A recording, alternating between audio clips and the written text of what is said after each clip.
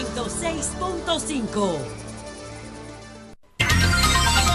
Bueno, a propósito de las elecciones de Estados Unidos, Natalie Salas, desde la BOA en Washington. Buenos días, Natalie.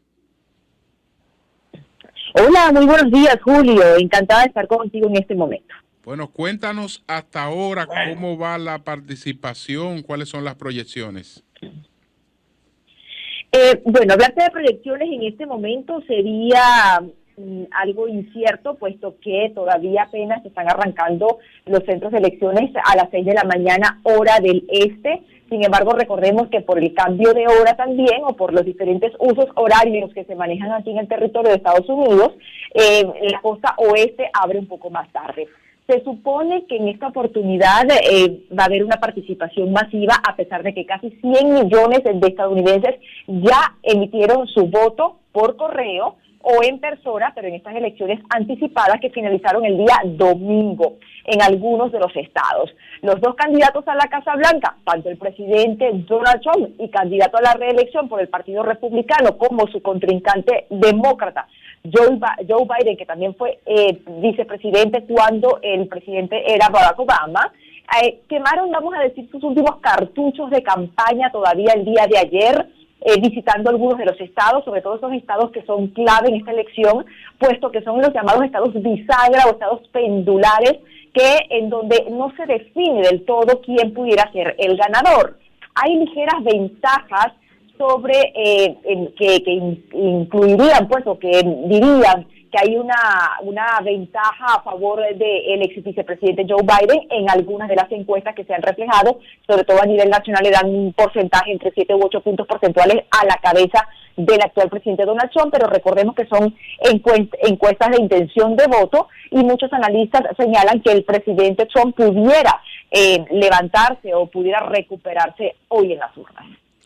¿Cómo describes el ambiente ahora en Washington o en otras ciudades de las cuales has tenido reportes? Hay ocasiones en las que un día de elecciones pasa como algo muy normal en los Estados Unidos, pero este no es el caso. De hecho, se ha reportado que muchos comerciantes han protegido sus negocios temiendo posibles revueltas. ¿Cuál es el ambiente de la ciudad en estos momentos?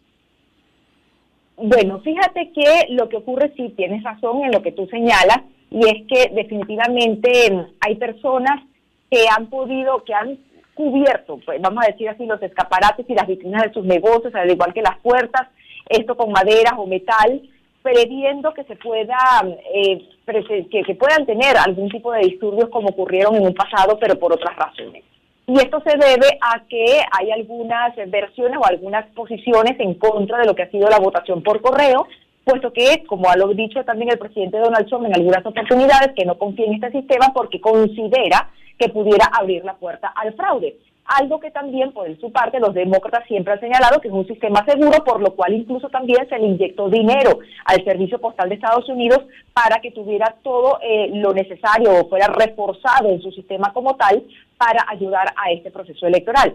El ambiente en este momento es de calma, de tranquilidad. Recordemos que estamos todavía en el medio de la pandemia y esto ha afectado no solamente el proceso como tal de votación, sino también lo que fue la campaña de los dos candidatos. Es por eso que no vimos manifestaciones tan multitudinarias como en tiempos anteriores.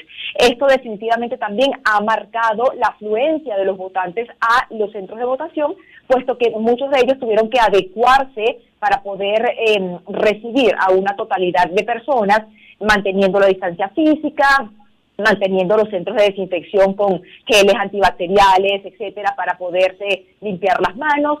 Se les hace la sugerencia que si pueden también llevarse su bolígrafo, pero por ejemplo te puedo comentar que cuando yo fui a votar también había en algunos bolígrafos que son desechables, y entonces tú los utilizas, la persona se los lleva consigo y si lo deja allí lo colocan ya en otra parte para que no haya el contacto de un mismo bolígrafo entre una persona y la otra. Se les pide en todo momento utilizar el tapabocas o mascarilla facial para evitar cualquier tipo de contagio, toda vez que continuamos en la pandemia y Estados Unidos sigue siendo el país que lidera en cuanto al número de casos de coronavirus. Natalie, ¿quién controla o cuenta ¿Quién administra el proceso de las elecciones y a qué hora podría tener resultados? Fíjate que esta es una pregunta muy interesante, porque este sistema de votación es diferente al que conocemos en nuestros países de América Latina, en donde el voto popular es contabilizado por un centro de elecciones, llámese Consejo Nacional Electoral o Tribunal Supremo Electoral, etcétera. En esta oportunidad recordemos que el sistema de votación es indirecto, es decir, las personas o los electores votan realmente es para la escogencia de un colegio electoral que marca una tendencia y de allí el colegio electoral se pronuncia a favor de uno u otro candidato. Todos los estados tienen un número de votos que son importantes y que dependen de la densidad poblacional de ese territorio. Por ejemplo, California tiene 55 votos, pero Florida, que es mucho más pequeño que California, tiene 29 votos. Y eso es debido a la importancia que tiene ese estado.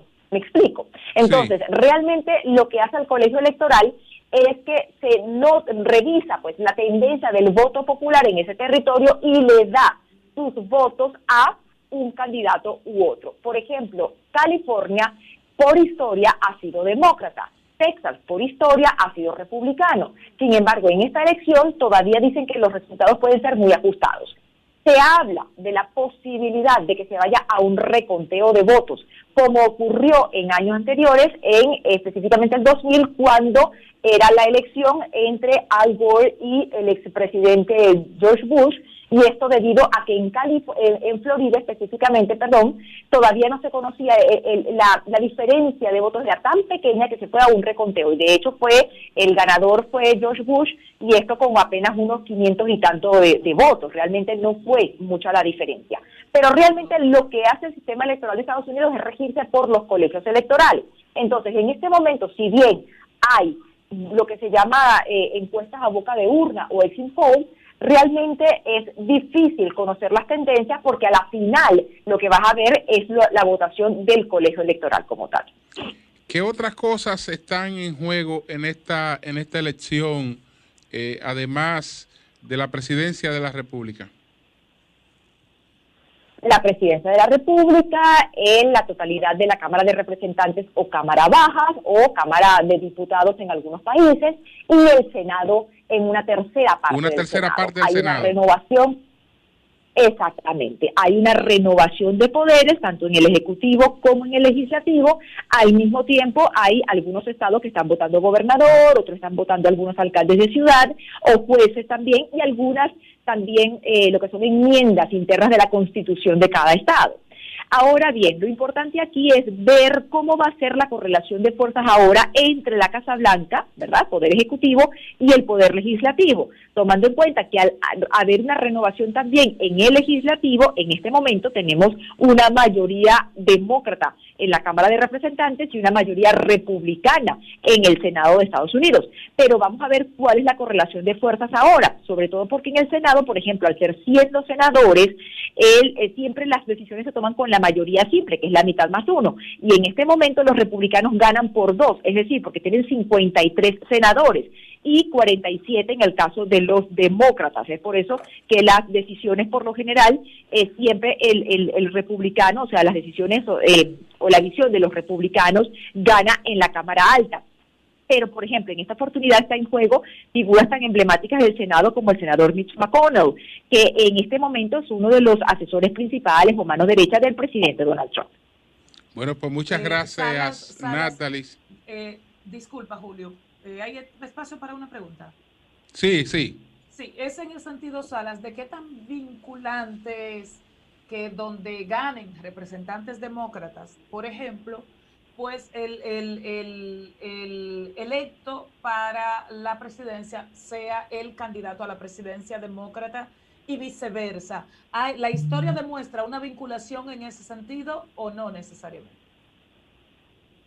Bueno, mira, depende también del estado y de las ciudades, porque recordemos que, por ejemplo, en los estados hay ciudades que son muy inclinadas hacia un partido. Por ejemplo, Nueva York es un estado que por tradición ha sido demócrata, pero es porque la ciudad de Nueva York, que tiene una densidad poblacional enorme, es demócrata, básicamente, aunque haya otras ciudades del estado en donde se incline más hacia la tendencia republicana. Entonces, en esta oportunidad, recordemos que el senador va por jurisdicciones, entonces también va por el estado, es decir, que son 2 por cada estado. Por eso es que son 100, son 50 los estados del territorio nacional, son 100 los senadores por esta razón. Entonces, ¿es posible que se marque una tendencia? Sí, pero también es posible que de repente de los senadores que se están sometiendo pueda ganar un republicano y un demócrata. No necesariamente tienen que ser los 2 del mismo partido. Entonces, en este caso, ciertamente pudiera marcar una cierta visión, pero recordemos que básicamente el presidente se escoge por el colegio electoral. Bueno, pues muchas gracias, Natalie Salas, desde Washington, de la BOA. Gracias, Natalie. Gracias a ustedes, feliz día. Cambio y fuera.